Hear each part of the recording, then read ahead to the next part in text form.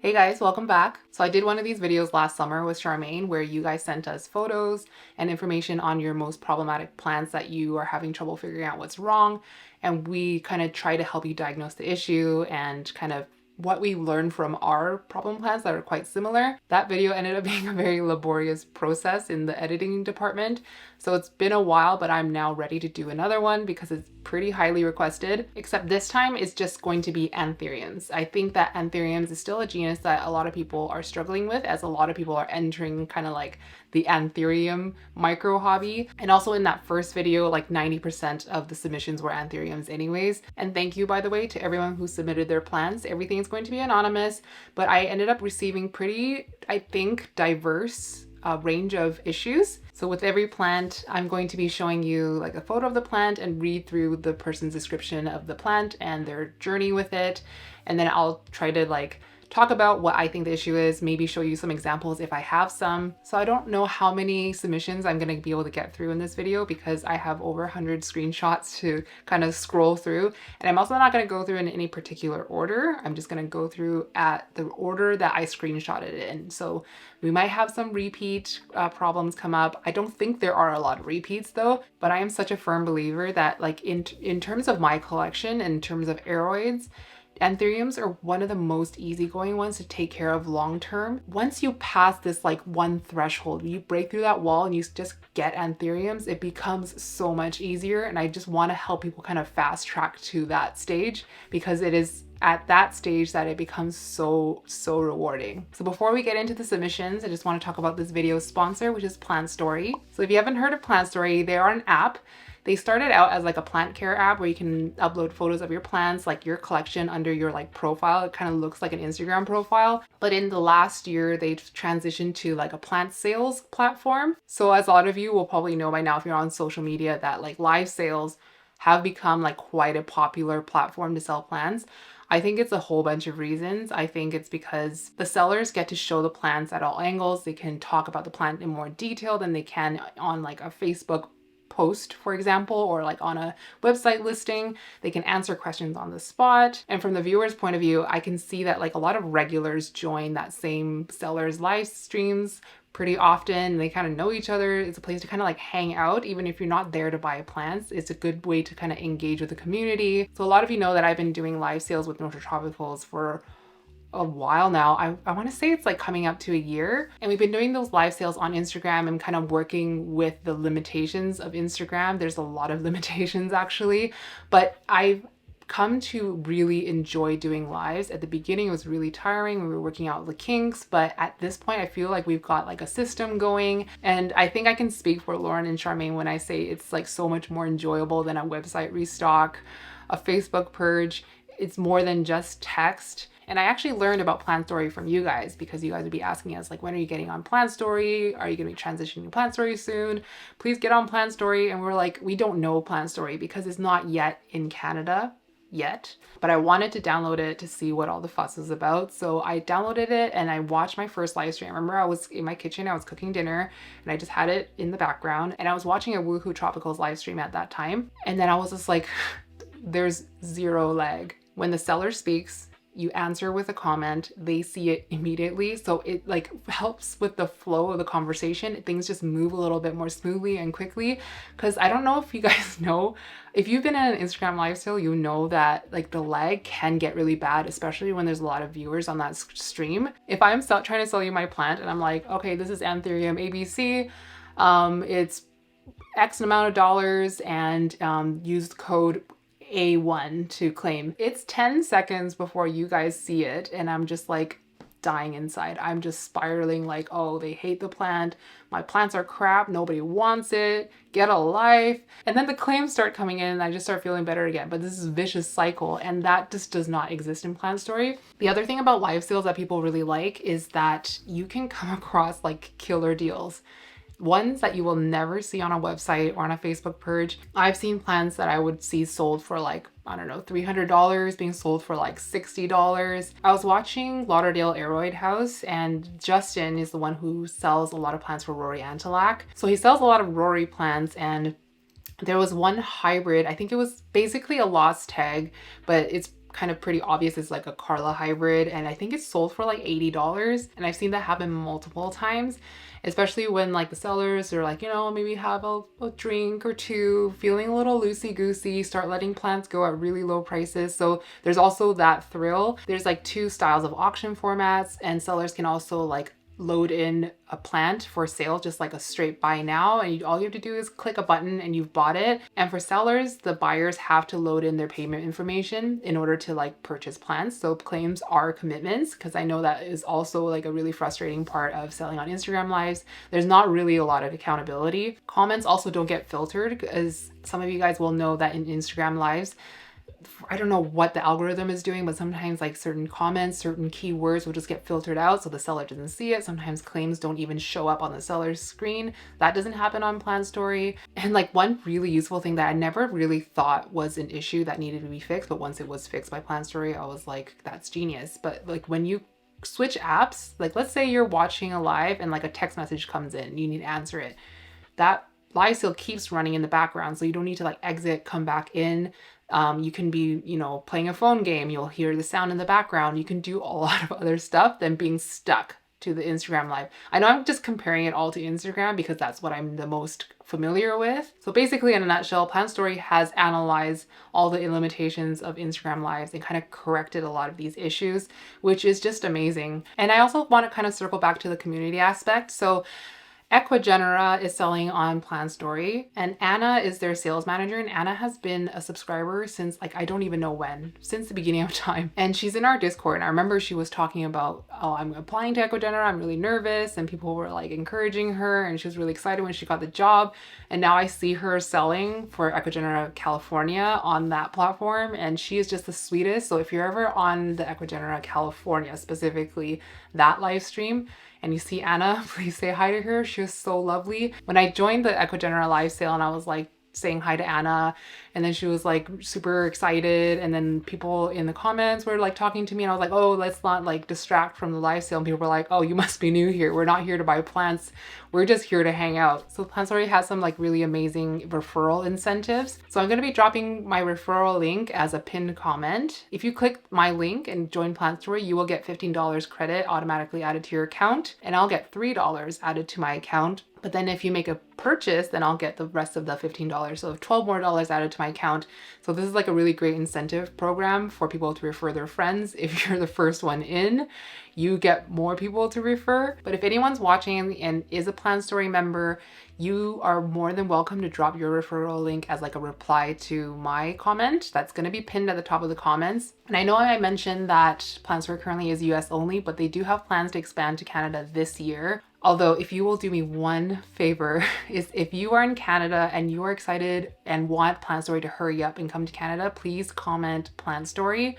And this will get them to like move a little bit faster, because I personally, I want to be selling on Plant Story more than Instagram. I want to be able to have like a lag-free experience with you guys. And just as a little teaser, once Plant Story comes to Canada, Charmaine and I will be able to go live on that platform. I don't know when that will be, because I don't know when it will be available in Canada, but if you guys comment Plant Story in the comments, it will incentivize them. So thank you so much to Plant Story for sponsoring this video.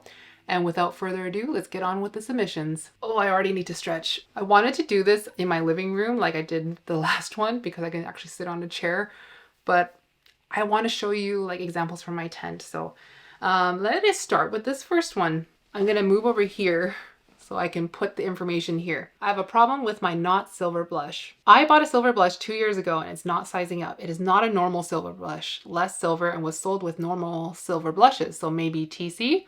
And she has produced over 30 babies and offshoots. But upsizing is no option for this silver blush. Tried different light situations, more or less fertilizer, now she's in pawn. Bought a normal silver blush for reference that has produced 5 babies in 1.5 years, but not that much. My question is it normal for TC anthuriums to produce that much babies? What can I do to stop it and size it up? Okay, so like looking at this photo, it's definitely not a silver blush. It's hard to say if it's TC or not. Like everybody has probably seen a philodendron that's from TC that has like 40 million growth points. Like there's these Florida ghosts that it will look literally like a bush with tiny little leaves on the end of them. So it can be a product of TC, but also anthuriums, certain species especially, or certain hybrids, can have this like really clumping growth. So if I just zoom you guys in on the stem, you'll see on the right, there's a leaf emerge out of one growth point. I can see a second growth point on the left there with just kind of the caterpillar emerging. That is all I can see in this photo. And this person said that it had produced 30 offsets, and that is a crazy amount of offsets. Surprisingly, this plant, this little plantlet, I guess, that was one offshoot, looks pretty balanced because it's only 2 growth points. So I find that anthuriums that clump like this have a really hard time sizing up. There's just so much growth, so many hormones to regulate, that they never really get bigger. They're kind of just concentrating most of its energy on creating more growth points. So I don't think that there's a ton to do to make them size up quicker or get it to stop producing offsets. There's probably something you can do with, I don't know, radiation or something like that, but to what's available to us, like accessible to the average hobbyist, I think the only real course of action is to keep trying to separate these like growth points and just be okay with your plant being like a baby factory. So the best example I can show you is this one. This is my Carla hybrid. So it's not from TC. This is from NSC Tropicals. It was a Carla crossed with a question mark, like it was a contaminated batch. So I think it's Papillolamnum as the pollen parent. That's what I think based on the look of the leaf. So this one, you can see kind of has something similar going on. There's one leaf emerged, another one that's poking out right here. So what I'm gonna do is when both of these leaves fully harden, I'm gonna have a pretty small window to do it because I wanna do it before the next leaf comes out on either growth point. But I'm just gonna like kind of cut it down the middle in between the 2 growth points. So actually it's probably easier to see from this side. One growth point is here, one growth point is here. I'm gonna attempt to cut it right here in between the 2. It's going to be kind of like a vertical cut because since they're side by side, I'm not going to be able to get like a traditional horizontal cut. And then I'll just have 2 plants. I don't think that it's going to keep doing that to the level that this like not silver blush is. But there was another person who asked like, at what point do I separate a little offshoot? And I would personally wait for that like offshoot to fully form the leaf. It's like fully hardened, and try to make sure that that little offshoot has its own, at least a root like this long. And then you can kind of separate it that way and it'll be able to sustain itself as a plant. But if you try to remove just that like little clump on the side without any leaves, its chances of surviving are much, much lower than if it had a full-on leaf formed with a root coming out of it. But to summarize, I don't think you can really stop an anthurium from just like multiplying like crazy. Okay, this next one says, I have kindly named this my biatch pap. I bought it as pap, potentially pap X, they didn't know. I grew it in ambient conditions like I do all my anthuriums.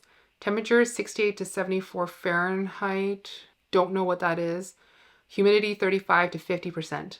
Potted in soil mix, cocoa husk, perlite soil, and slow release fertilizer. Same setup as all my other anthurium as well. I water when it's about halfway dry. It's always grown a healthy root system, just the foliage struggles. I've had this for probably 2 years now and has just never figured growth out, and only has 1 leaf remaining. My other anthurium are happy, but this one just does not love me back. Oh, and it gets light from grow lights. So I kind of reached out to her and got like more context on like where exactly it's growing in relation to grow lights. And she sent me this video. Actually, I just took some screen grabs. This is the shelf. It's such a cute little like terracotta jungle. It's so cute. So this is where the pap lives. She has a Sansi bulb in that floor lamp, and there's Barina bars underneath the shelves. At least I'm pretty sure they're Barina bars. They might not be Barina bars. They're 10-watt bars, she said. I also have a Sansi bulb in a floor lamp situation. They're quite strong. And I also use Barina lights, but I think that this plant in relation to the grow lights is too far. But you can kind of see it in this leaf where it's kind of like trying to turn around and like face the light, but it can't turn all the way. And I really do think that it's a lack of like adequate lighting just for this plant, because obviously a lot of the plants in this setup will be totally fine.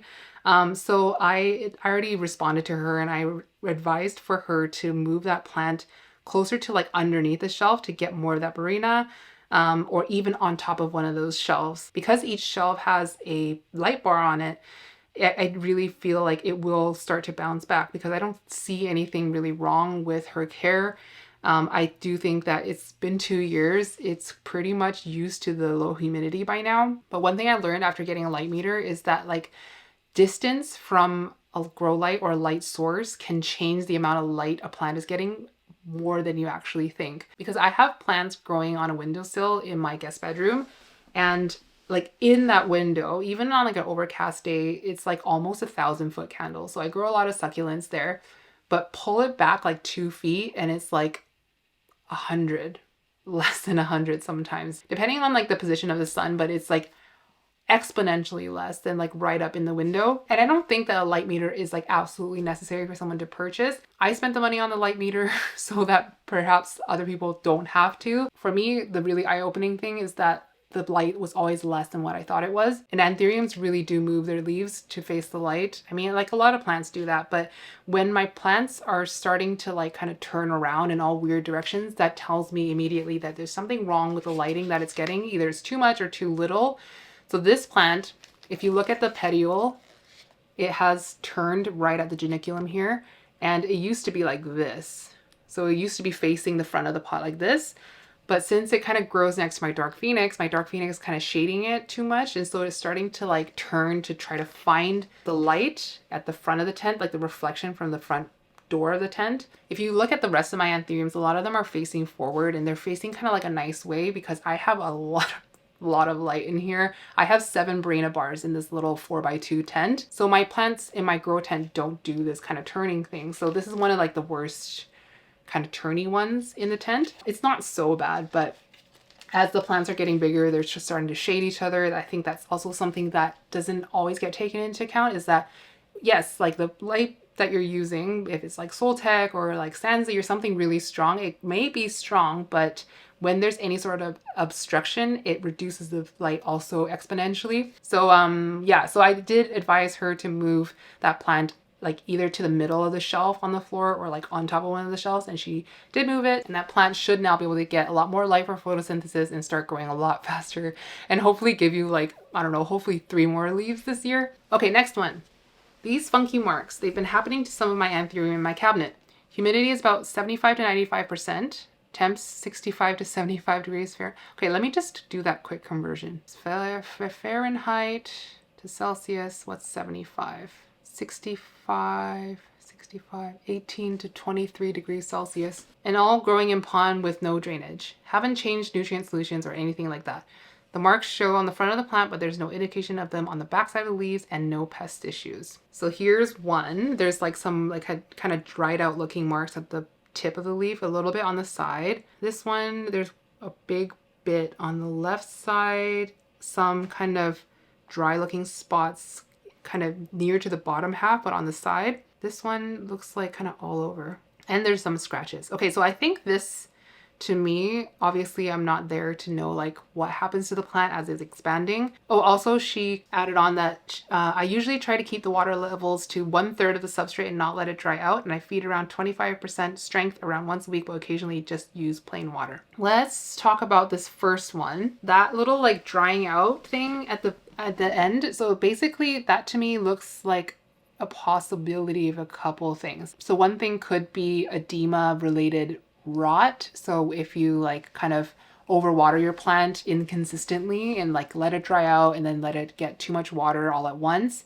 then there's like a guttation in the plant. Sometimes the cells will burst and then it leaves like an open wound for fungal issues to kind of enter the leaf. And those like cells start to die off and kind of dry out as the plant tries to heal itself. Sometimes it's kind of like deflated, dried out look can happen if I like cut a plant when there's an emergent leaf, and I'm going to show you an example, and that leaf starts to lose water really quickly and it becomes like that like wet tissue paper, like really floppy. You also see this on imports when like they ship a plant that has an emergent leaf and it comes to you like just like, yeah, like tissue paper. But if you get that plant rehydrated, sometimes that emergent leaf can come back.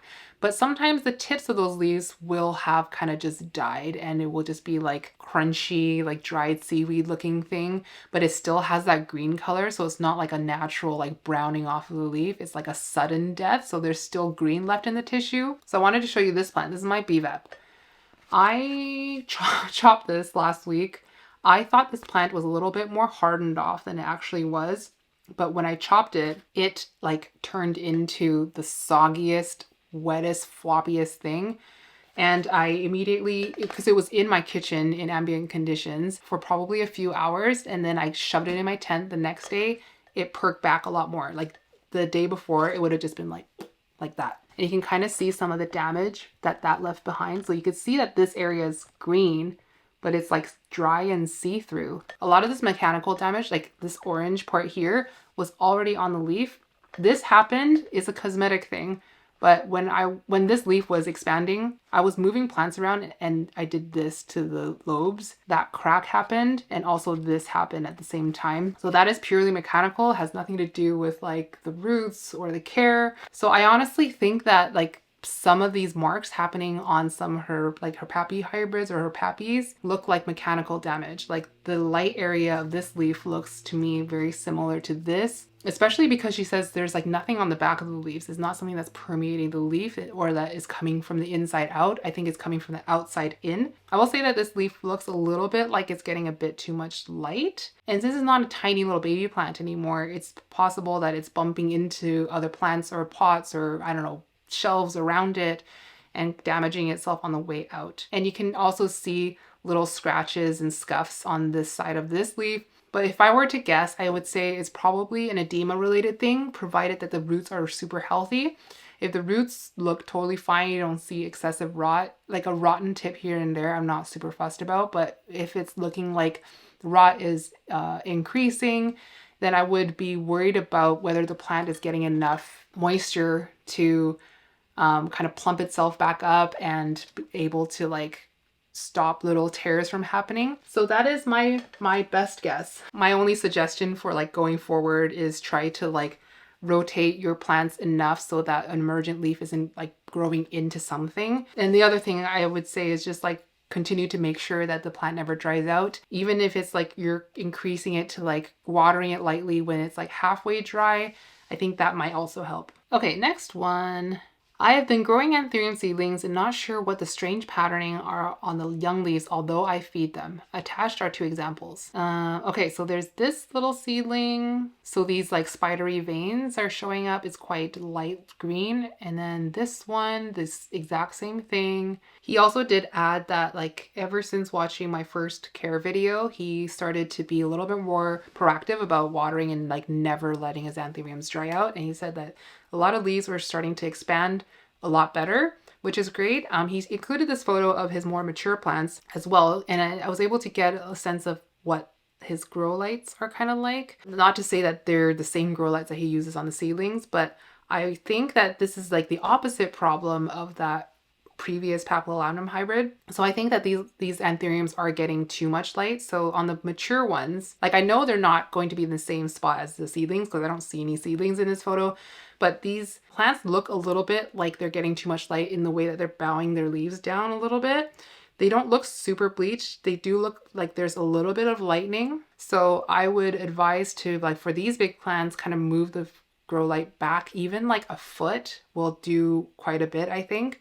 And then for these seedlings, since it's multiple different plants and he is feeding them, I don't know what he's feeding them. To me, this could be like one of 2 things. Because it's happening on every leaf and it's happening on the emergent leaves, like before it's even fully hardened, I do think this is light bleaching. So if you don't have the option to move a seedling farther away from the light, because I know sometimes it's just like the shelving is the way it is, one thing that you could do is take parchment paper or something and just kind of wrap the bar in it if it's kind of too much light for all those plants living in that space, but you don't have the option of like dimming or doing anything else. You can get a piece of parchment and just kind of like tape it to the bar. Parchment paper is not going to burn.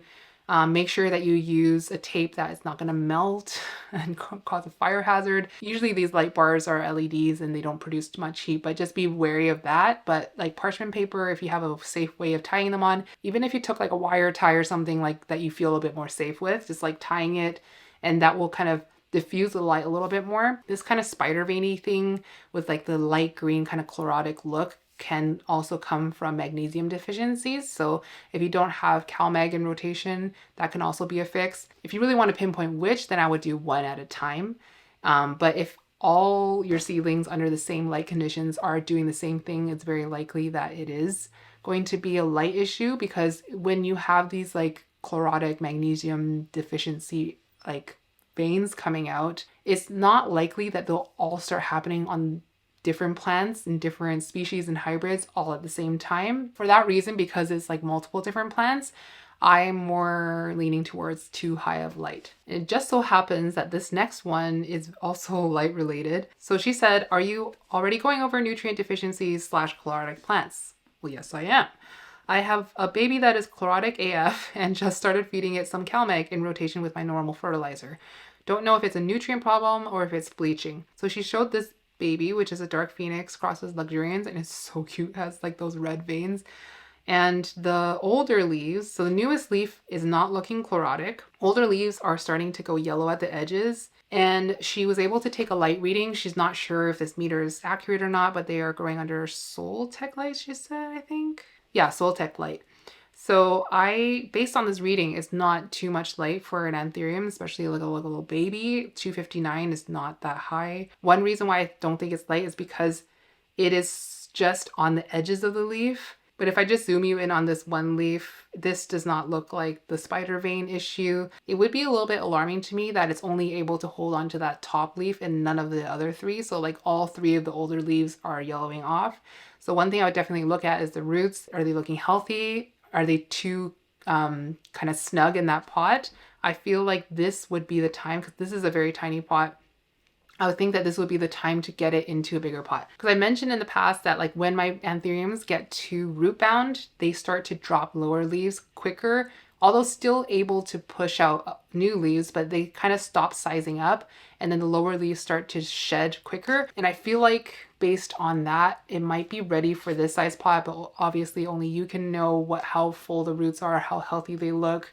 If you're finding a lot of root rot, it's possible. I don't know what the roots look like, but if you're finding a lot of root rot, then maybe it could stay in that same size pot, maybe give it a good clean. But to sum up, I don't think it's a light issue. I think it's either a root health issue, maybe root bound issue, and I don't think CalMag will hurt either. I don't know if this is an issue, but Customs opened my plant packaging and my anthurium leaves was ripped and there's frostbite.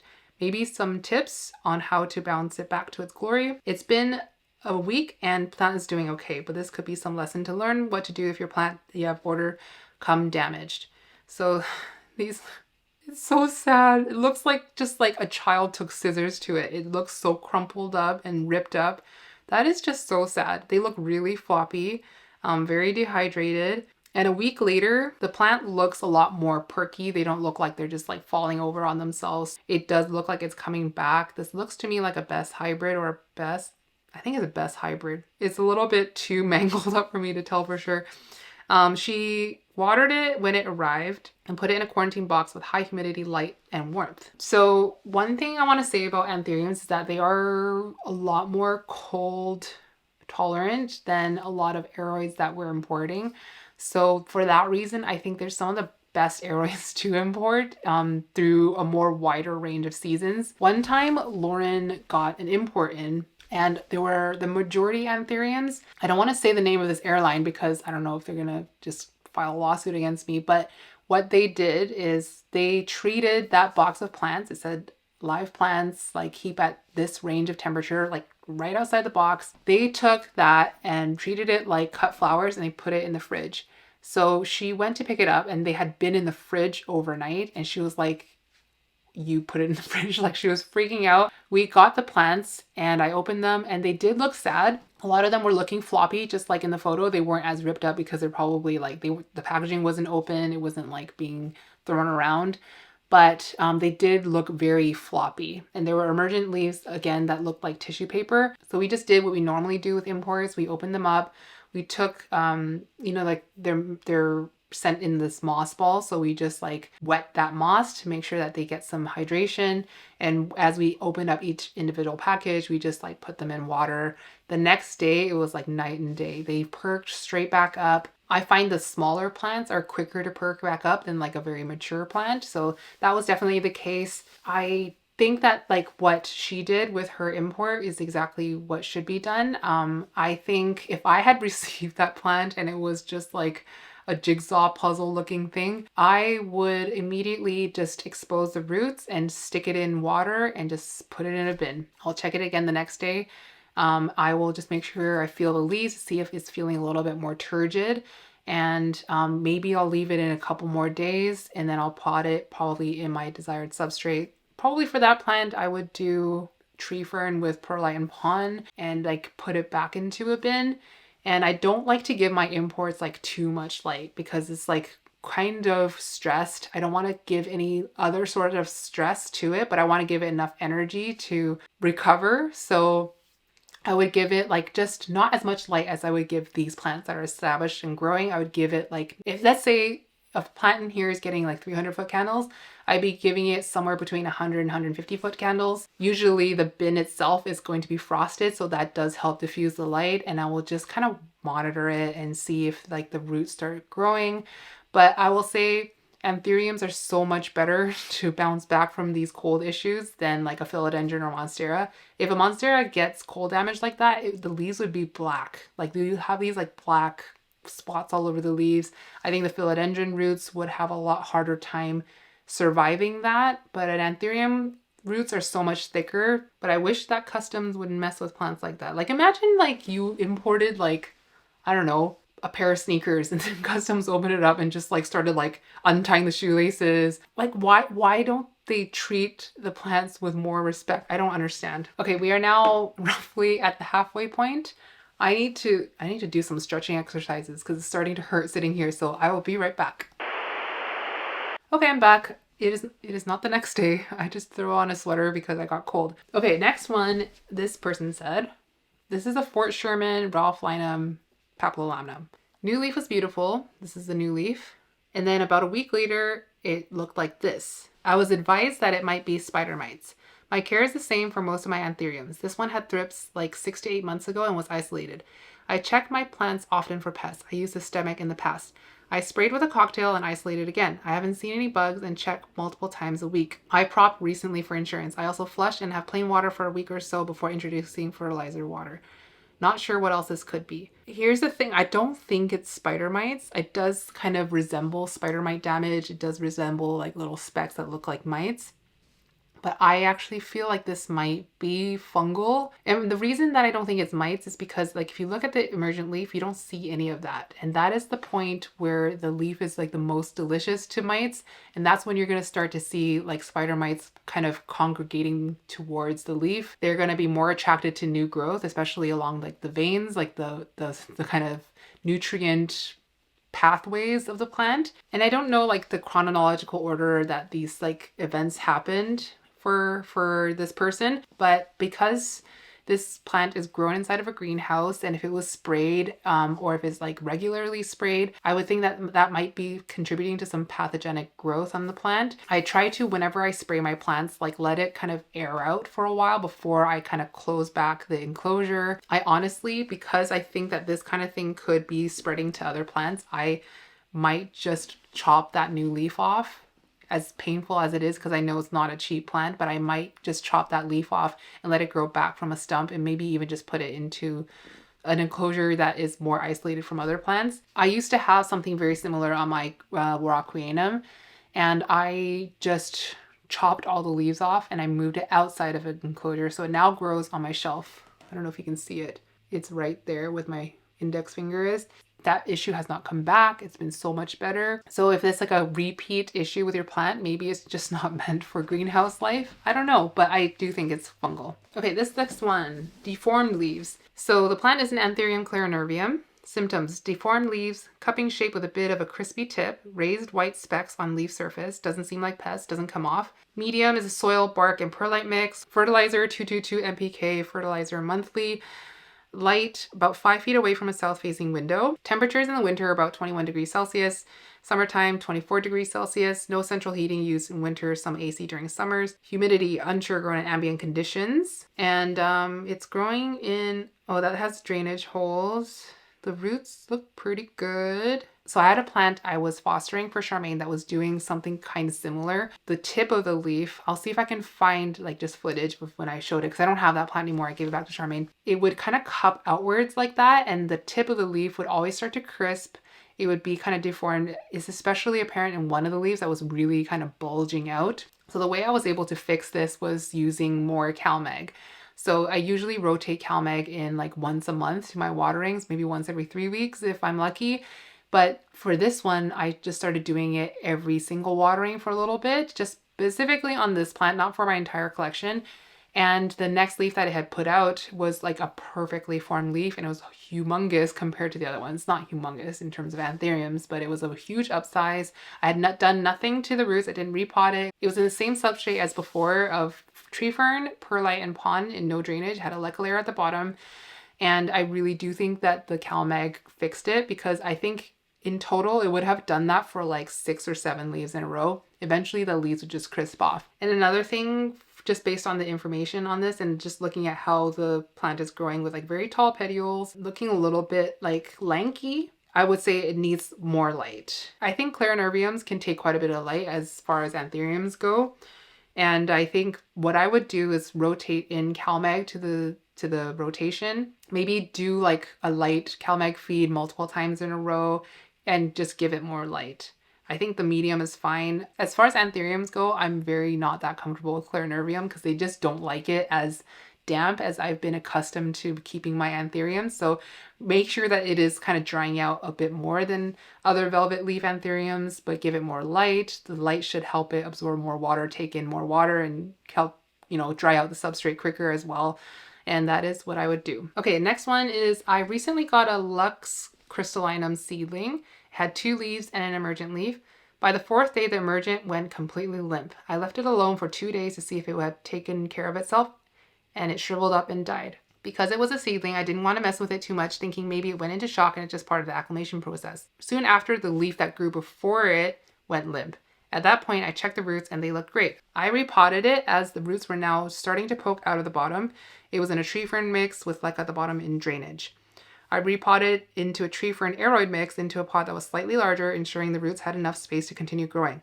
Watered with great white. That's all the stuff that I normally do. Eventually, all the leaves dropped off and now I have it domed, hoping it will give me a new leaf. I spoke to the seller and was told it was growing in ambient conditions similar to mine. 70% humidity, bright indirect light. We live in the Caribbean, so conditions don't fluctuate much. So it looks super cute when she first got it. It looked really healthy. So, I don't live in a tropical climate, but I do know that the closer that you get to the equator, the stronger the sun becomes. So bright indirect light for me is going to be a lot weaker than bright indirect light for someone in the Caribbean. My guess, because the roots look great and they're like kind of growing at the bottom, and it's like kind of weird for a leaf to kind of just go limp and just like rapidly crash and decline like that. That could be either like severe nutrient burn for me, or I think my suspicion is that maybe it is just cooking in the sun. If it's like close to a window, it's getting direct sunlight even for a few hours a day. If it's a Caribbean sun, I think that it could actually be melting the anthurium back. If I consider that the roots are doing fine because they are being protected by the substrate, but the leaves are burning off. So what I would do is, like, now that you have it into like a bigger pot with a nice substrate and it's domed, you really don't have to water it for like a long time now. I would give it like a little bit less light, like maybe pull it away from the window or like put it under like a not so strong grow light and just like set it and forget it. Check every now and then to see if you're seeing like mites covering it. That might be like feeding on decay. That could indicate rot. But otherwise, if it's looking healthy, the stem feeling firm, I think that it's now set up to kind of bounce back. But just try not to give it direct sun if possible. Okay, so this person had actually DM'd me with like an issue that wasn't related to this video, but then when I put out the call for problem plants, she's like, please, you can use my plants if you want. So going back to her original message, she said, I was hoping maybe you can help me with some new seeds and seedlings I have coming in. I grow in semi-hydro with a soilless substrate, fertilize weekly, and give light and heat 12 and 16 hours a day. I've lost so many amazing hybrid seedlings over the last couple of months. So I asked, like, are you losing them to root rot, or are they kind of like withering away? She said, both root rot and withering away, because it is in like a greenhouse enclosure with a heat mat. And so I suggested that she take the heat mat away, because everything else looks fine because she's growing in pond. I've grown seedlings in pond. I've moved them from moss to pond when it was like just two baby little leaves and they rooted really well in it. So I don't think that it's like a wrong approach to grow seedlings in pond. Works for some people, doesn't work for some people. But I do think that the heat mat is what's actually cooking the anthuriums. So I used to use heat mats for propagation. So if I had like a prop box, I would put a heat mat under it. This was years ago. And at that time, it was mainly philodendron and monstera, and I didn't see things kind of cooking. But I would actually say that there's like not really any need for a heat mat for anthuriums. They do surprisingly well in cooler temperatures, especially if there's like a fluctuation of nighttime temperatures to daytime temperatures. I grow all my anthuriums from seed inside of like a dome with just the only added heat would be the heat from the grow lights that's being like captured inside of that dome, but no added heat from a mat. So whether it's seedlings or larger plants, I don't think any of them do need the additional temperatures unless you are growing them in a very cold place. Like let's say your tent is in like your garage and it's winter time and it's like very cold in there and they're going to get cold damage otherwise. But I don't think that inside of a house, inside of a cabinet, this looks like a IKEA cabinet. I really don't think that there's any need for it. I have a Millsbo cabinet that I grow Hoyas in, and when I open that, like a bunch of heat comes out. And that's naturally just from having 3 bars. 3? Yeah, I have 2 Barina bars in there and a Monios bar. In summary, I don't think there is any need for heat mats for anthurium seedlings unless your environment is very, very cold. Okay, so this next one is an Anthurium Besseeae af. I have an Anthurium Besseeae af that has new leaves covered in spots. I have no clue what's causing it. So this is, I think, the newest leaf, which is very spotty, and the older leaf possibly, not as spotty, but crisping on the edges. It is planted in pond, no drainage. Besseeae af has been not a very easy plant for me. I've talked to other people who have like collected more Besseeaes than I have. Right now I only have one that's in like full on rehab mode. I sold my original one. I used to grow that one in pond in no drainage as well. And it just did not like pond. It really didn't. I think the Besseeae af is one of those plants, before we get into the spots issue, but I think Besseeae af is one of those plants that prefer a wetter substrate. The best specimens I've seen, like amongst my friends, are all growing in soil. And they're able to hold onto leaves a lot longer. They're able to grow nicely formed leaves. They don't crisp as much. So this one looks like it's being grown in a tent. And when I look at this leaf, it really does look super fungal. Yeah, I do think it's fungal. And the other leaf, the older leaf that's not as spotty, I have a suspicion that some of these spots are spider mite damage. I don't think that the really like yellow neon looking spots are necessarily spider mite damage. I think it's fungal and maybe pests at the same time. I think what I would do, I would chop those leaves off. Don't want anything to do with that fungal stuff. Get it super rinsed off. I would probably use like a mild Castile soap just in case there's any spider mites hanging out there. That problematic Besseeae af that I had that was in pond, I chopped all the leaves off because it also had spider mites. Well, not to say this is definitely spider mites, but mine had spider mites. I chopped it, so I made a stump, I made the top cutting, I potted it in soil, tree fern soil actually, with no drainage, and I just kept it damp. I domed them. I think one was in here, one was in my prop box, and they came back so much nicer. So I just kind of sold those 2 props as soon as the leaves came out. But that was a much better experience and much nicer forming leaves than when I had it in pond. So that, I guess that is my advice if it's helpful. Okay, so this person had 2 submissions. This one is an Anthurium crystallinum crossed with Forgetii. And I'm wondering what these spots are. It's in cocoa peat, bark, cocoa husk, substrate, and it's watered every 4 to 5 days. I got it with these spots and I'm worried it has fungal infection. So, I mean, these spots would have formed in the cellar's conditions, so I can't know what those were. It does look fungal to me. It doesn't look like spider mite damage just because of the way it covers the whole entire leaf. Not completely evenly, but more evenly than what I would find on a spider mitey leaf. They tend to kind of go in like little clumps. So I feel like it might have been due to like inconsistent watering or like one bout of inconsistency. I have not the straight example to show, but I have one. So just back to the topic of edema related fungal issues. This is a Bigfoot self. So this is a plant I got from my friend Jessie. So this leaf I grew. It came to me with like this leaf as the newest leaf. So this was set up within quite a large pot. This is the way that Jesse pots his plants. This is what inspired me to start potting bigger. So it was like a tiny seedling, right? It was this big in quite a big pot.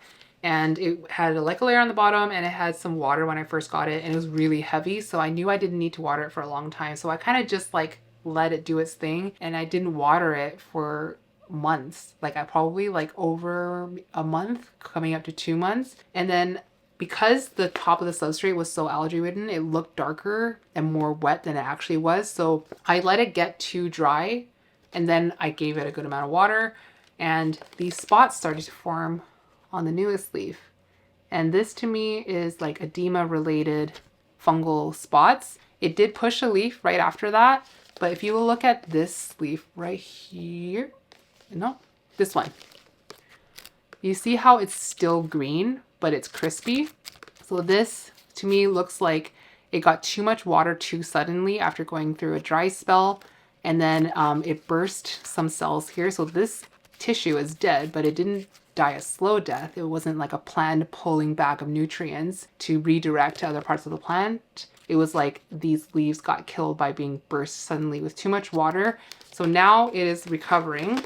I'm seeing that the spots aren't kind of spreading to older leaves. Like this leaf didn't really get it too badly. This new leaf, my guess is that because it is a fresher leaf, the tissue is a little bit softer, that it got hit with the fungal edema issues a little bit harder than the older leaf that is a little bit harder. So I have made it a mental note to check this plant more often and not just rely on the look and color of the top of the substrate. Right now, it probably won't need water for like another week at least. And I'll just kind of monitor how this leaf unfurls. And the other plant is this Rockwanum has dropped its leaf, but I'm not sure if it's the normal course of its life cycle or if I did something wrong. It developed brown tips before, which I cut, not sure if fungal or underwatering. It was in a bark pumice cocoa peat substrate. I then transferred it to perlite with moss, to which it fortunately grew a new leaf. I'm wondering if I should continue to keep her in that perlite moss substrate. So like with any other plant, if it only drops the oldest leaf, then it's not really an issue for me. It's just a redirection of energy to put into the top growth. When a plant has just a crispy tip and it's like brown, I don't usually see that as like a fungal issue. I see that as like a maybe slightly dehydrated plant issue. So queens are kind of bad with that because like they don't like to be drying out. They're less tolerant to even a little bit of a dry spell. So they'll often get yellow on the edges and on the tips of the leaf. I have that right now on my queen on the older leaf where the tip of it is browning. It's getting crispy because I let it get a little bit too dry. When I showed that plant in my last video and I was like holding it, I was like, it's a little bit late. I just let it get a little bit too dry. So I'm not worried about this queen at all. It's actively growing. As far as the substrate, I really don't like growing in moss. I just think that, yes, it is kind of easy to work with because they kind of clump together. It's easier to like kind of manipulate it to like sit exactly where you want it to sit. But as a substrate, it's like not very beneficial for plants. It's hard to get plants out of it. Anthuriums aren't so bad as like Hoyas or philodendrons with much finer roots. And with anthuriums, especially when moss gets dry, it's like not only hydrophobic, but in my mind, I feel like it's also like absorbing moisture from your plant, not just being dry. It's like even drying out your plant further. So I probably would let that new leaf harden off fully and then move it to my favorite for queens. Lately, both of my queens are growing in tree fern soil, and it holds enough moisture for the plant. And I like to leave a little bit of a reservoir for queens. I just don't want to ever let it get dry. And assuming that you have a nice root system on the queen, it can do well in a wide variety of conditions. Queens, specifically for me, I've had issues with fungal on both my green form and my dark form. So I generally prefer growing them in drier conditions, like not as humid as my tent would be. And I haven't had fungal issues on the queens since then. Okay, next person. This is an Anthurium Blackjack, which is a blue pap crossed with a Goliath. I did get it in moss before it grew in pond, which they then repotted this plant back into pond, non-fertilized pond with bigger pumice chunks added. So in Europe, you can get what's called basic pond, which doesn't have the slow release pellets in it, which we don't, I don't think we have it here in Canada yet, but I would probably really enjoy that. It stands in my cabinet with around 70% humidity and 18 to 22 degrees Celsius. It keeps growing, but the leaves before always gets yellow parts. It never had root rot, always grew big chunky roots, and also never pests. I fertilize it every time when I water with foliage focus. I also use Great White, but no CalMag. Maybe I should start using this. I don't know. Would love to get a little help from you. Greetings from Germany. So it's planted in a square pot with like a deep saucer. It looks like it has maybe a small reservoir in it. So it's basically how my friend Jose grows his anthuriums. So when I look at the leaves, it doesn't look like anything major, especially if the roots are healthy. And I trust that this person knows what healthy roots look like because I don't think they're super new to anthuriums. I just have a feeling that perhaps it just is getting a little bit drier than this plant wants. So maybe personally, this looks like the big square pot, which means that it's hard to find something deep enough. So I would probably, if you can't find like kind of deli saucer or something where you can keep a deeper reservoir in it, I would maybe try to water it a little bit more often. Because I mentioned before my friend Jose who grows plants just like this setup, but he doesn't keep a reservoir on his pond. He's watering his anthuriums like every 2 to 3 days. So if you're not able to keep up to that frequent of a watering schedule, then maybe it's really hard to see how deep that saucer is, but if you can try to get it to be a little bit higher, that might stop that from happening to the newer leaves. Okay, this next one is so sad. Hi Alice, I have this cutting of my absolute top wishlist plant, a red spider. I got it in about 2 months ago and it had just died back to half, one damaged node stump, and I just don't know what to do with it anymore. It was in pond at the cellar and I didn't own pond, so when I got it, I just put it in tree fern fiber. I was a little scared to overwater it because the tree fern was already pretty wet.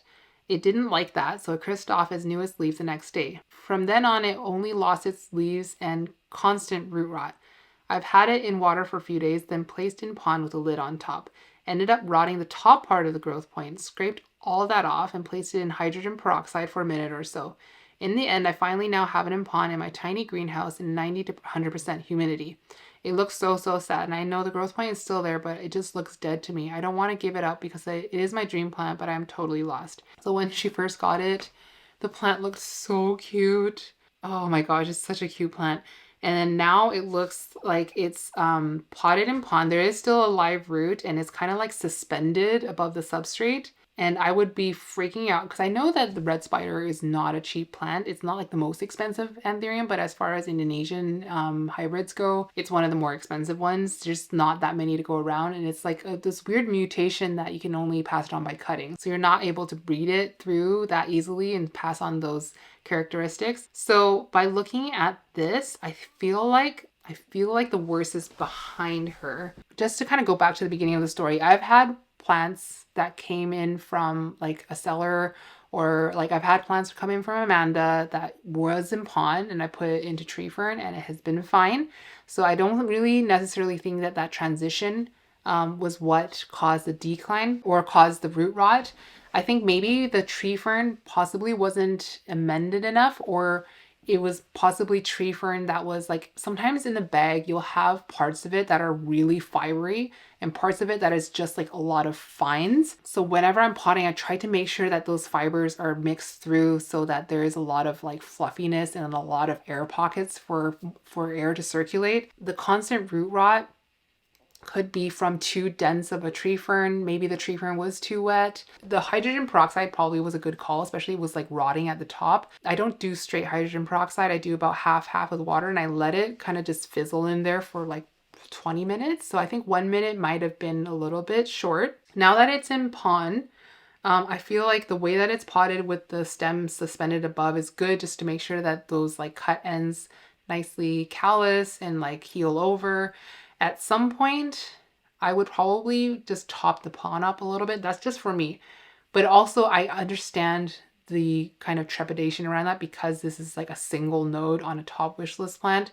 So it might be okay like this. Sometimes I feel like when the node is a little bit closer to the substrate, it can kind of just be like, I can feel the moisture and like trigger growth. But you know what? Better safe than sorry. So if you have this domed, the whole inside is very, very moist. and it can probably grow from here. The only thing I would change about the setup is I would probably take out like 80% of that reservoir, since it is, I assume, like it has a lid on top, so that water really isn't going anywhere other than into the plant. So I would probably get rid of that reservoir and maybe just leave a tiny little bit on the bottom. You guys know I swear by the dome method. So that's like having like a stump cutting, just pot it up like normal and just put a little cup on top and keep it somewhere warm with a good amount of light, and they wake up pretty fast. So this one was just taken last week. This is a BVEP, and I didn't even callus it. It looks fine. This growth point was already active, so that I can't really take credit for that, but you can see that the fiber is like pretty fibery, and I don't really have a reservoir in here. There is leca at the bottom, just so like it's not touching the tree fern if there ever was a reservoir, but I will basically keep it like this and I won't water it for like 3 weeks, a month maybe. And even when I do water it, it will just be like a splash of water to just dampen up and reintroduce humidity to the little micro environment. This works wonders. I haven't done this with pond to my recollection, but when I dome plants, whatever water I give like plants like out, not in a dome, I would give less than half to a propagation. I just want to make sure it doesn't dry out, but I don't want to like, I'm not watering the plant per se, I'm just kind of dampening the substrate, if that makes sense. So I have quite a few more to get through, but we were running out of time. So to these ones that I didn't get to, because I don't 100% know what might be wrong, I'm just going to reply to them privately.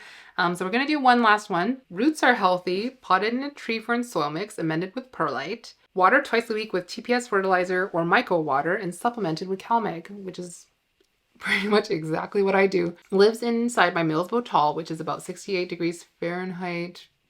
Wait, what was that again? 68. It's around 20 degrees Celsius, so not too hot. And 80% humidity, give or take. Who took a bite out of my leaf? So this one has a North for Tropicals label, but it's the wrong label. So I think it's like one of those times when we had like a used deli cup and we just potted a different plant in it and it was sold probably in a live sale. It looks like it's no drainage, but although sometimes a drainage hole will be cut into that corner, so I don't know if it's no drainage or not. So it looks like, yeah, someone took a bite out of the leaf. I have a plant to show you as an example of mine. Oh gosh, no, I can't lift it out. I thought I could lift it out, but it's not. There's like an inflow. It's really just kind of settled in there. So I'm going to give you a little bit of B-roll footage. So this plant is tofu, which is Jing's plant. I have it here because I'm trying to breed it with one of my plants. I'm going to breed it with my Forgetii. This new leaf, it was emerged when I got it from Jing. So she brought it to the shop. We did a little handoff and I noticed that the tip of that leaf was kind of damaged. And that was simply from like moving it around. It was like being transported in her car. It might have brushed up against one of the plants that she was selling.